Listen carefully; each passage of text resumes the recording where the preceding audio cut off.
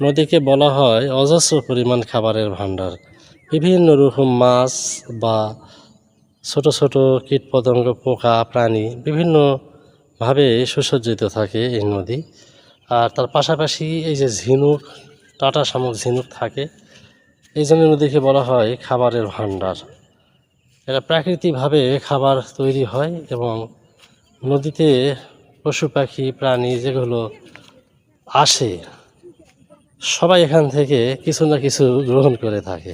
এই যে এগুলো ঝিনুক নদীর উপরে উঠে এসেছে, মানে এখানে পানি ছিল কিন্তু পানিটা নেমে গেছে আর কি। পানি নেমে যাওয়ার ফলে ঝিনুকগুলো শুকনো পড়ে গেছে আর ঝিনুকগুলো এখন মারা যাচ্ছে। আর এই জন্যেই নদীকে বলা হয় প্রাকৃতিক খাবারের ভাণ্ডার। এই যে এগুলো হচ্ছে ঝিনুক। এই নদীর নাম হচ্ছে আত্রাই নদী। আমি যেই নদীতে এখন ভিডিও করতেছি বা আছি, এটার নাম হচ্ছে আত্রাই নদী। এই যে দেখুন অনেক দূর পর্যন্ত দেখা যায়।